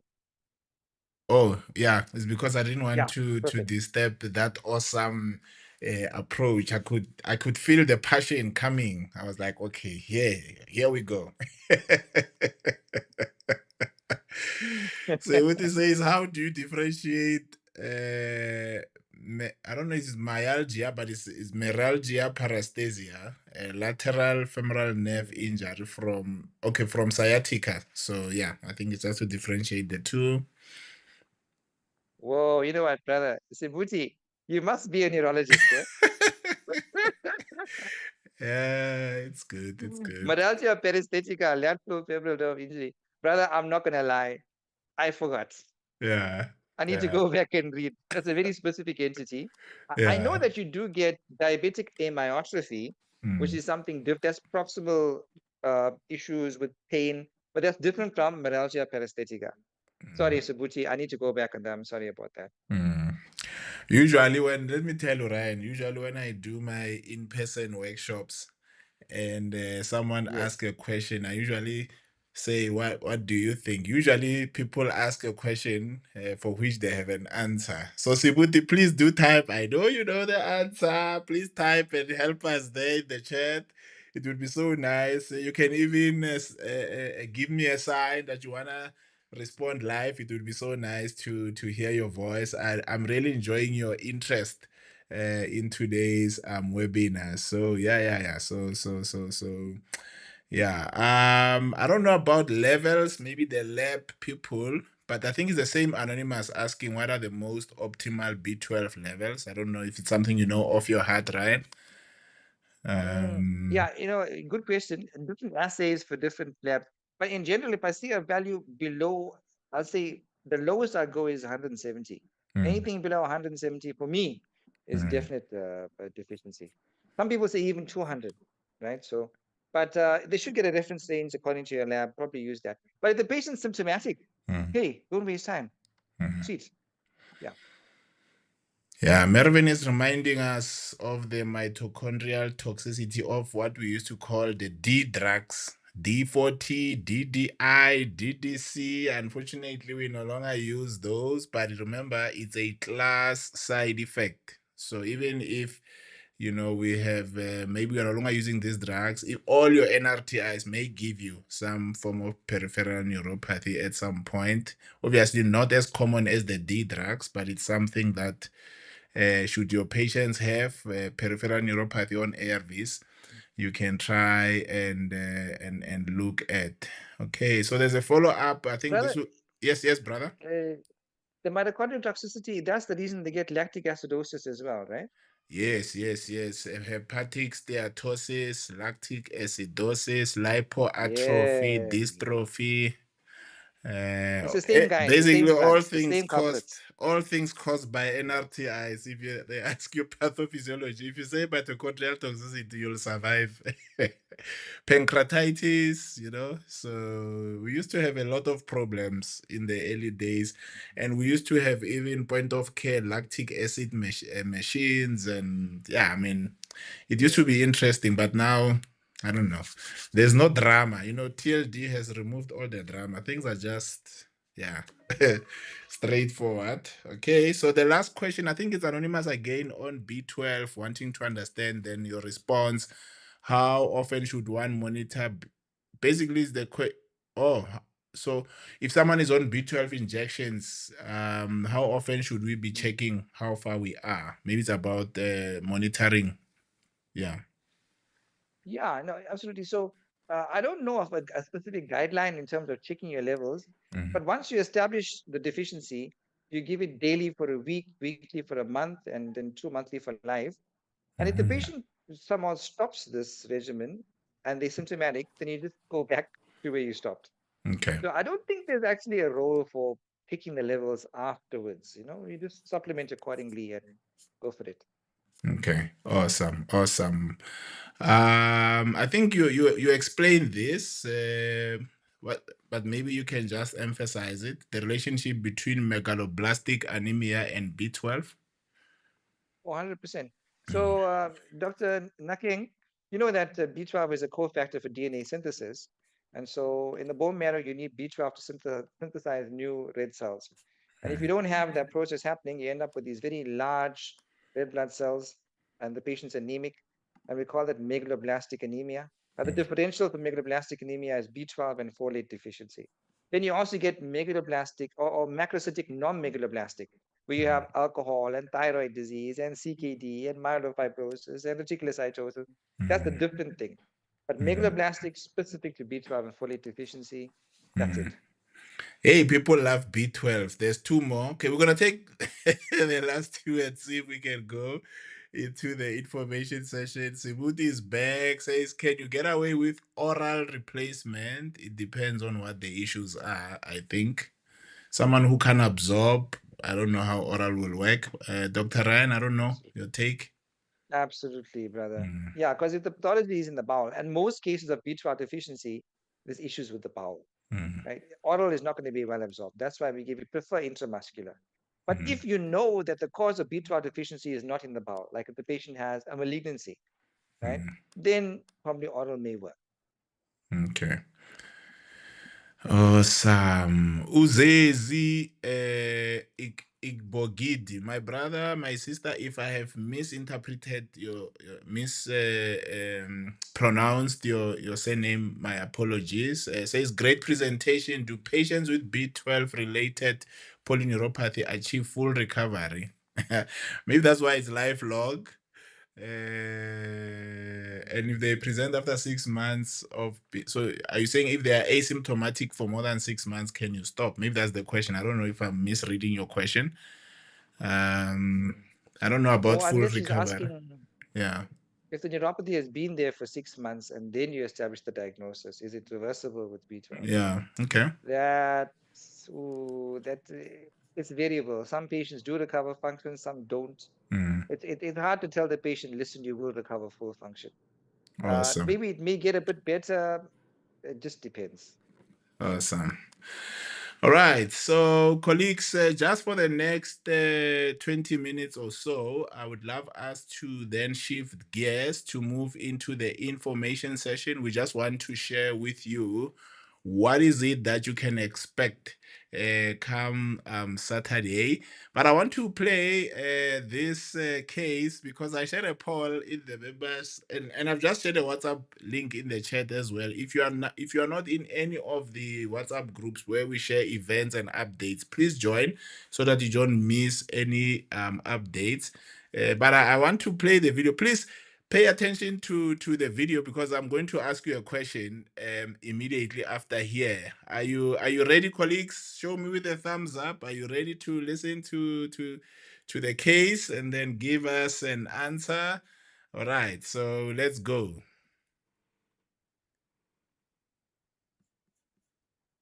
Oops, what happened there? Did I press the wrong? Oh, press the wrong one. 30-year-old known epileptic is in the ED following a seizure. While awaiting further assessment, you are called to see them for another seizure. You perform the ABCDE assessment, which is airway, breathing, circulation, visibility, and exposure, ABCDE. Secure the airway, so you intubate the patient, and you give them 4 milligram of IV lorazepam, which is otherwise called Ativan. Blood glucose is normal. After 5 minutes, the patient is still seizing. What is the most appropriate next step? Is it A, give a second dose of Ativan, B, monitor for 5 more minutes, then a second dose of lorazepam? Is it C, transfer the patient to the ICU, or is it D, a phenytoin infusion? So the concept that they are testing here, guys, status epilepticus, okay? So they want to know what's your approach to status epilepticus.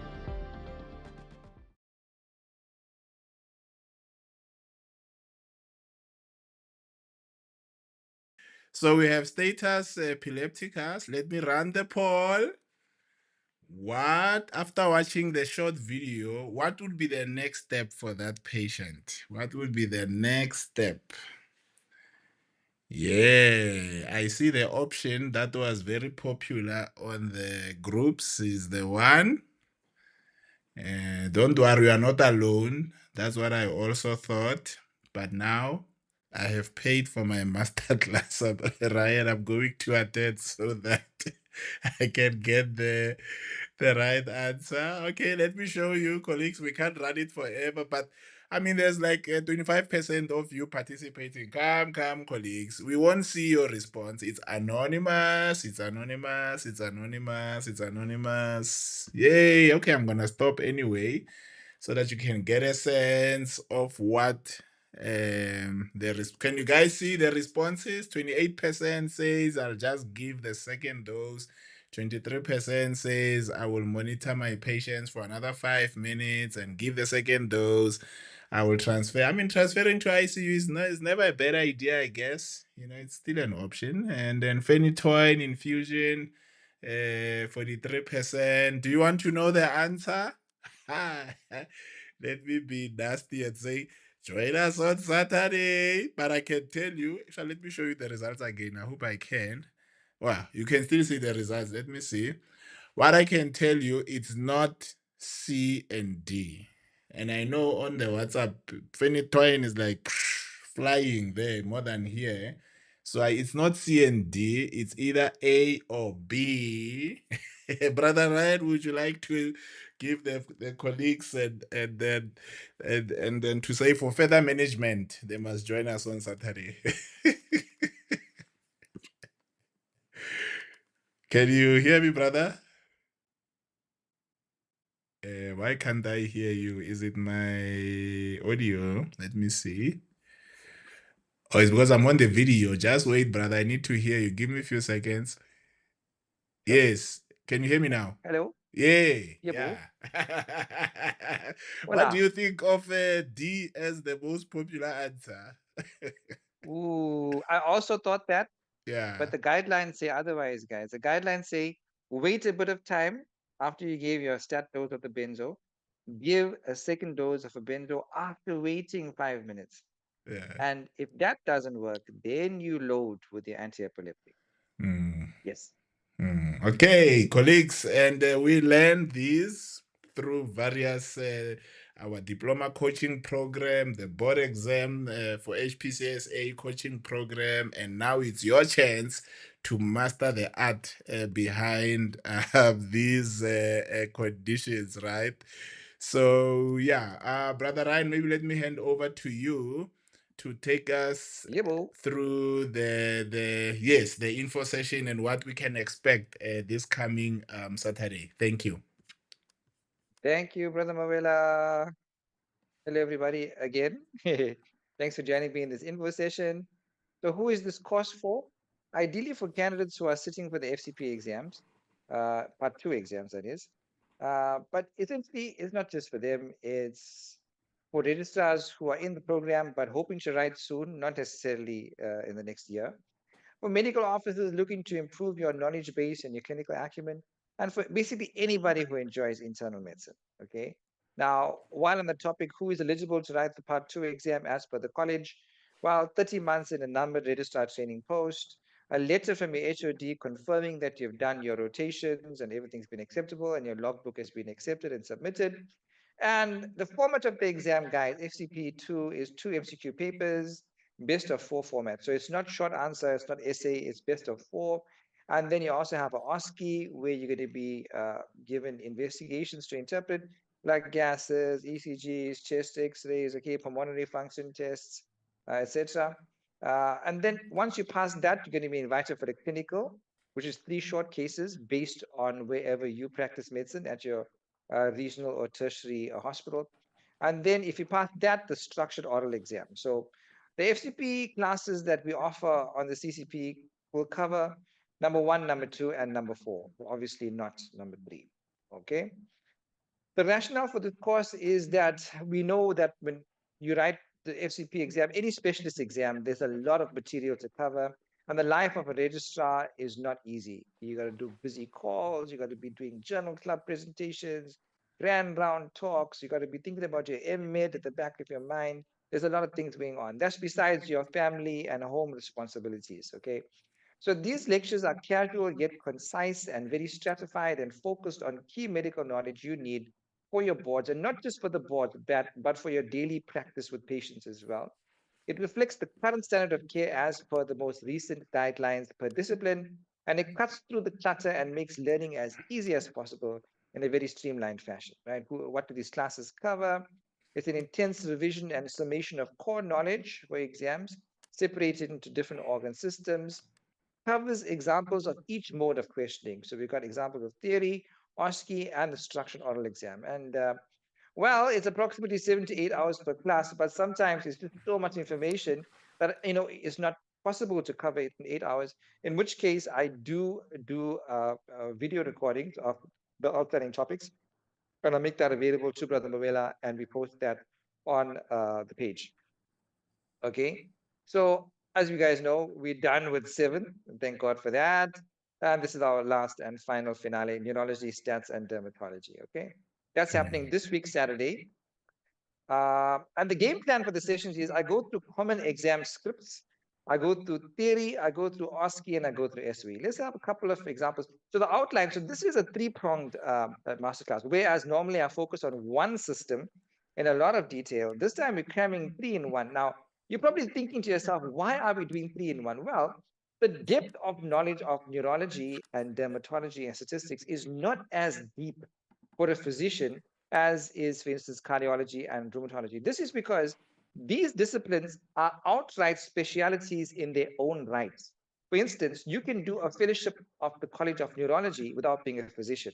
You can do a fellowship of College of Dermatology without being a physician. So our role as physicians with regard to these is to recognize common pathologies and to know when to refer to a neurologist. and not necessarily manage the patients on our own. Okay. So for that reason, I was able to not go into too much of depth, and hence I was able to cover these three in one masterclass. Okay. So this is the topics in neurology: neuromuscular junction disease, so myasthenia gravis, Lambert-Eaton, peripheral nerve and back pain, muscle disease, so your myositis, myopathies, your rhabdomyolysis, okay, motor neuron disease, ALS, vertigo, movement problems, okay, like Parkinsonism and chorea, melismus, okay, headache, cluster, migraine, primary, secondary headaches, epilepsy types and treatments, stroke, dementia, and of course, multiple sclerosis. Okay, so a lot to talk about there. Dermatology, there's a whole lot to talk about, guys. Atopic and contact dermatitis. Now, this is not for dermatology exams. This is a physician's approach to dermatology, right? So, what we as physicians need to know. We're not going to go terribly in depth with management, but just more about recognition and referral. Okay, atopic and contact dermatitis, seborrheic dermatitis, acne vulgaris, acne rosacea, leukoplakia, drug eruptions, including the infamous Stephen Johnson, and toxic epidermal necrolysis. This is stuff we see in the wards, okay? Psoriasis, then talk about lupus and the different manifestations of acute cutaneous lupus, subacute and chronic cutaneous lupus, discoid lupus, club-laden lupus, sarcoidosis, dermatomyositis, and the whole lot of rashes that happen there. Vasculitis, I think we've already touched on that a bit today when we spoke about livedo and palpable purpura, pyoderma, and a whole lot more. Statistics is very important, especially with regard to evidence-based medicine, and if you're going into the research space. Okay, we talk about core concepts, sensitivity, specificity, positive and negative predictive values, likelihood ratios. Then we break into absolute and relative risk, the number needed to treat, which is a very important concept when looking at efficacy of treatments in papers, the p-value and what that means, the confidence intervals, and then look at a whole lot of study designs and when and how to interpret those. Okay, so that's stats. Let me give you some examples of common exam scripts, guys. Look at this. You got a young female with optic neuritis, comes in with repetitive episodes that are sometimes precipitated by exercise. She has fatigue. She has asymmetric motor weakness with episodic paresthesia, increased leg spasticity, and sensations of cold, abnormal horizontal gaze. We call that internuclear ophthalmoplegia. MRI findings mentioned, CSF finding mentioned. This is the classic picture of multiple sclerosis. And I've got many types of, so that's a typical illness script. Another illness script for myasthenia, okay? Young female, muscle weakness with repetitive movement. This is what we call fatigability. No muscle pain, very important negative. Decreased strength with repetitive contraction of the quad. Normal sensation and reflex is very important. Normal creatinine kinase. So you're not thinking about myositis, you're not thinking about myopathy, you're thinking about an NMJ problem. And that's between myasthenia and Lambert-Eaton. So the couple of illness scripts from neurology. This is a sample from the theory. 33-year-old female comes in with ptosis of the left eye. On exam, she has a dysconjugate gaze that worsens with fatigue and also weakness of the proximal arms and legs. Sensation is normal, reflex is 2+, no dysmetria, no ataxia. When I give you an example of a video, so you probably want to look at this video, and you can see obviously the ptosis in the left eye. Then we've got the ice pack test. Okay, the ice pack test for a bit, and it even look, it's like she's snarling. They call it the myasthenic snarl. Okay, and then after the ice pack test, you're going to see transient improvement in the ptosis. Okay, and well, yeah, this is the ice pack test, and then you go on to a poll question, which is the most likely to be abnormal here? MRI brain, CT chest, CT abdomen, or MRI? Right? So the question already assumes that you know that this is myasthenia. So they're not asking you what's the diagnosis, but they're asking you what test is likely to be abnormal in the context of myasthenia. So this is typically a registrar level question, because the diploma level question would be what's the diagnosis. But a registrar level question goes one up and assumes you know that the diagnosis is myasthenia and asks you what the most likely abnormal test. And the test is going to be CT chest because myasthenia is linked with thymoma, and thymoma will declare on a CT chest, okay? Then we look at the theory of the particular question that we covered, so we're not going to get into that. This is an example from dermatology. The patient has similar findings on her knees and elbows, so you look at this, all right? And then it goes on to say what finding is most likely on her fingernails, right? And the answer is going to be onycholysis and pits because this is psoriasis, okay? And then this is onychogryposis, this one image of a grotesque looking condition. Then we get into psoriasis, we break it down, we discuss the pathobiology, we discuss the treatment options. This is a sample of the OSCE. Okay, what's the diagnosis here? List 5 complications, how would you treat it? So we know that this is herpes zoster ophthalmicus, okay, involving the ophthalmic division of the fifth nerve. And we talk about manifestations, we talk about treatment. Okay. That's OSCE. What about this? Describe the image and the diagnosis and what's the immediate management. So you know that this is going to be an extradural hematoma. We talk about the role of neurosurgery and contraindications to surgery and that. Okay. Sample from the SOE. SOE stands for structured oral examination. So I give you a case with a Michael, 27-year-old mechanical engineer, lives in Rosebank, no comorbs, coming with drooping of the eyelids. He can't exercise because he's too weak, especially with repetitive activity. He dropped the dumbbells. No pain associated with the weakness. The weakness improves if he takes a nap. He also noticed the symptoms get markedly worse after he drinks alcohol. So this is the typical picture of myasthenia, right? Then I give you a couple of images to illustrate the ptosis and systemic examination and findings on neurological assessment. And you ask him to stare at a fixed point in the ceiling and look at the pictures. And then I give you an X-ray. I give you some images. So you can see the widened mediastinum, probably a thymoma underlying. His ANA is negative, so you can't blame lupus. His electrolytes look okay. His TFT is normal. You can't blame thyroid. His CK is normal. His HIV negative. So that's basically to rule out other pathologies. Then we get into the questions. What's the diagnosis, etc., etc. We go through all the questions, and then one step forward, we can even talk about how he complicates and so forth. And then I give you the model answers, and we go through the model answers in brief. Okay, so that's a basic snippet of what we offer. Now, this is meant to consolidate your preparation. It's a high yield and intense, but it covers the core concepts necessary for you to succeed in your FCP2 exam. It's designed to maximize your ability to not just recall, but also recognize. Because what I find is a lot of registrars have a wealth of knowledge, but unless you recognize what the concept that is being tested is, you may answer the MCQs incorrectly. So I'm also going to teach you MCQ answering technique as well. And that is why I got a whole lot of poll questions as we go through the theory. It's designed to maximize your ability to recall knowledge, to apply not just to the boards, but also daily with the patients that you see wherever you practice. By the way, what kind of doctor is Dr. Pepper? Dr. Pepper is a physician. Thank you, brother. Yeah. No, I wanted to laugh so that I can get a very good belly laughter. Now I've unmuted. You see, I can't show the actual laugh. I must look professional as a host. All right, colleagues. This is the end. Mine is to just quickly show you. Mine is to quickly show you how to navigate, because we've got some people streaming. Don't worry about what you're looking at now. I just want to show you on our website how to navigate the website if you are interested to join this awesome program. So I'm hoping, where's the website now? Oops. Yes, so this is our website.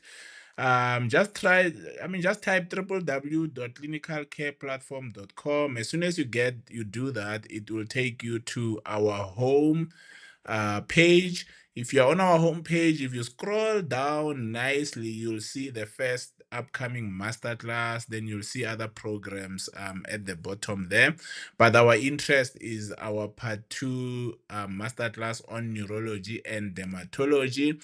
Another route to get to the same thing is to click on workshops on our menu on top. If you go to workshops and you click on workshops there, there it says neurology, dermatology and statistics masterclass. If you click on it, it will take you to the course page. Okay, luckily my network is good today. Sometimes I struggle a bit. So then you can read about this masterclass. What exactly is it all about? What exactly are we going to be covering in terms of content, etc.? How many CPD points? And everything that you would love to learn. If you have made up your mind that you would love to join us for Saturday, you either book your seat right there, or as you scroll on your side, you can say, yes, I'm ready to succeed. Click on either of the two buttons. I want to show you how, if you remember, you can get the most out of these master classes. So you can see this is now the registration and payment page.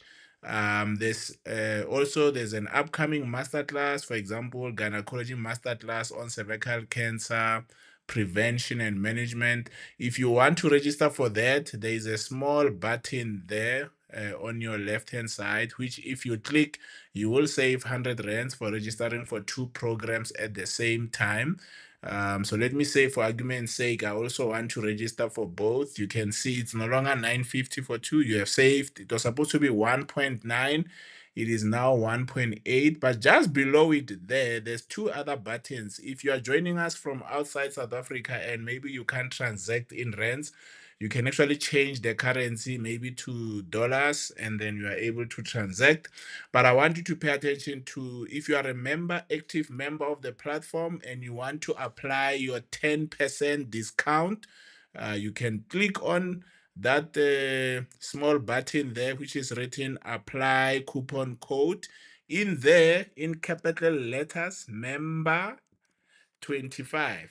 That's all you type. Make sure it's capital letters. Make sure there are no spaces in between the letters. Make sure there's no space before the first M and there's no space after 25. And you say, please, I want my 10% discount as promised by Dr. Mawela. And you can see the system has auto calculated a further discount of 180 rands. And now you can see your registration fee will be 1.8. Maybe you don't want to join the gynae staff because you are a physician of note. So it will be 10% of the 950 and your registration fee will be 855. Then you just complete your name, your surname, your information, and then you process. And it's very important to note that our platform is very secured. We do not have access to your banking details. We use PayFast as a payment gateway. It's a well-trusted platform, especially here in South Africa. Many people use it to facilitate online transaction. So between your bank and us, there is PayFast, and you'll find that it's quite user-friendly. Also on PayFast, if you want to register and maybe pay your 950 over 6 months, there's an option to do that. I think that option is best maybe for diplomas because they're a little bit high end. But there's many ways, whether it's Apple Pay, FNB Pay. So there's many secured ways that PayFast offers once you click on continue payment. So yeah, I'm hoping if you are a member, you are as excited as I am, and you are looking forward to really using, the full benefits of being a member and getting your discounts, but getting empowered, enjoying learning, and then we take it from there. Maybe I'm gonna take a couple of minutes just to engage Brother Ryan on a number of questions so that you can understand the program a bit better. Maybe from my side, to clarify that anyone who registers for the master classes, whether you are a member or not, if you attend successfully, you will get access to your completion a credential certificate. I mean, registrars, you have logbooks maybe that you need to submit. I don't know what evidence is needed. People use certificates for their performance engagements with their managers, whatever the issue is. You will get it, but we also log in your CPDs. I think our members by now, they know that we are the most efficient platform when it comes to reporting CPDs to professional councils. The other administrative issue is people who say, I'm not available on Saturday, but I would love to attend. So yes, do register before the event. Very important, because every single person who registers for these events, you get access to a self-paced version of the course. Why? Because these are high yield events. Sometimes we are not even able to cover everything. But in the self-paced version, you can pause Brother Ryan, you can rewind him, you can fast forward him, and I can tell you he won't complain. You can even rewind him as 1,000 I don't think they'll see a message that says, I'm tired now, please stop. So that's what we that those are two common administrative questions that we get, and these are generally made available within a week. You should have access to the self-paced version, unless if there are smaller delays. And we also with the notes. So we put them there. You cannot download them, but once you log in, you can see all the slides, the notes, and all the recordings. So maybe, Brother Ryan, because this is our season finale, let's start with why you started this FCP program. I mean, you're a physician yourself. I guess you have your own experience during registrarship, and there's things maybe you saw. Tell the audience why coaching for FCP? Like, why would you spend so much time preparing such huge programs? Thank you, brother. Yeah, being a registrar, not just for me, brother, I think for all registrars, Mm, is hectic. There's so mm, much to do. mm, There's so many responsibilities amid your calls and your family and trying to find the perfect balance at the same time covering all the material. You got mm, the end at the back of your mind. Uh, so this course is designed to streamline everything, to give you the mm, core stuff that you need, mm, high yield, mm, high impact, stratified, summarize. I actually wish somebody did that when I was a data star because I would have mm, loved that. And so I'm trying to do this to empower others, mm, with a view to the exams. I know a lot of doctors, really, really smart people, been through registrar time, battling to get their exams. mm, Reg time is now past. They're working as medical officers again. mm, I think this is just designed to empower and to motivate everybody. Get their mm. exams and become the best person you can be. Yeah. Awesome, awesome. So I'm sure you know by now that at some point I would have liked to go back and become a physician, but God had his plans. I had my plans, God had his plans. But now I see this as an opportunity for me to still become a great clinician in internal medicine besides being a Yeah. registrar. Is there benefit for someone like me, a chronic medical officer or an acute one? Intern, ComServe, and I'm thinking can this program benefit me, or is it only for people who will write exams? No, brother, there's great benefit for everybody because we, we Yeah. covered approaches to internal medicine. So we Mm, see internal medicine every day in the wards, in the clinics. And yeah. also, if you're looking to get into a REG program, this puts you at an Yes. advantage over other candidates. Mm. So this program is for everybody. Even if you're a medical student looking at us, or even an intern, you'll benefit from this. And even if you don't like medicine, listen to the jokes. Just at least come for the jokes and get a good belly laughter, and live long without frowns, so that's the goal. I saw my Yeah. colleague Dr. David Moahi has joined. He's a physician working at Dr. George Mokari. I'm sure he's asking himself, what about me? I'm already a physician, but maybe in responding to him, and he's my colleague, I'm just using him as an example, maybe in responding to him, maybe talk about the last all these modules. Have they made you, as Dr. Ryan, you're already a physician? Do you have you experienced some improvement in how you manage your patients as a physician? Oh man, Leseko, I tell you, it's so edifying. I'll give you a classic example. Yeah. The cases, some very rare pathologies that I was able to diagnose, Mm, just because I've been through the course. There mm, was a lady who came in with neuromyelitis optica. It's mm, something which we don't often see, which I was able to actually tell before even imaging and investigations and neurology. Hey, mm, this is NMO.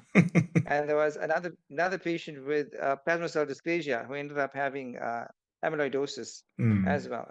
And that's because I was consolidating my knowledge mm, while drawing up the master classes. So, they say only knowledge that is used stick to your mind. mm, Inevitably, we can't remember everything. So this is designed to kind of revise and reestablish those concepts. So even if you're a consultant, mm. this is for you as well. Awesome, awesome. Colleagues, basically, if I was to summarize this, we want you to always have a growth mindset, appreciating where you are, but also appreciating the potential you have. and therefore saying this gap, man, is closable. But to close this gap, what do I need to start committing myself to today? And we know for you to be better tomorrow, you have to grow today. But to grow today, you have to commit to developing yourself. Brother Ryan, your closing remarks, and we call it a night. Colleagues, thank you for joining us. Yes, brother. What a pleasure for you to be here until this time listening to us. I'm hoping that you are going to join us this Saturday. I think this week I'm with you all the evening, so I'll continue to remind you. But also do type if you have any last minute questions. We will be happy to reply. And also tell us if you're joining us this Saturday. Brother Ryan, your closing remarks? Yeah, brother, you're supposed to organize refreshments. Hey. We're waiting on the. I sent via email, but the network is poor, so it's coming. Oh, next time, next time. Yeah. Yeah. But thank you, everybody. Thank you, Brother Mawela and the CCP and everybody who attended. God bless you in abundance. And I hope to see you Saturday, 8 o'clock. It's a date, you and me and Brother Mawela. Yes. Yeah. Neurology, Dermatology, and Statistics. See And you. this time the network will be so good that the refreshments will be there. Yes, I want some caviar. Yeah, coming. All right, colleagues, let's call it a night until we meet again tomorrow night. I think tomorrow we are discussing post-exposure prophylaxis. And yeah, night, everyone. Blessings to you and your families. 30-year-old known epileptic is in the ED following a seizure. And while awaiting further assessment, you are called to see them for another seizure. You perform the ABCDE assessment, which is airway, breathing, circulation, visibility, and exposure, ABCDE. Secure the airway, so you intubate the patient, and you give them 4 milligram of IV lorazepam, which is otherwise called Ativan. Blood glucose is normal. After 5 minutes, the patient is still seizing. What is the most appropriate next step? Is it A, give a second dose of Ativan, B, monitor for 5 more minutes, then a second dose of lorazepam? Is it C, transfer the patient to ICU, or is it D, a phenytoin infusion? So the concept that they are testing here, guys, status epilepticus, okay? So they want to know what's your approach to status epilepticus. Missed our latest webinar? No worries. We know life gets busy, but your professional development shouldn't have to wait. That's why we've created webinar micro lessons. Short, focused recaps of our full sessions designed to help you catch up quickly and still earn your CPD points. These bite-sized lessons are available exclusively to active subscribe members. So even if you miss a live session, you never miss out on the knowledge or the CPD points. Not subscribed yet? Now's the perfect time to join. Get access to all future webinars, every micro lesson and more. Visit www.clinicalcareplatform.com to sign up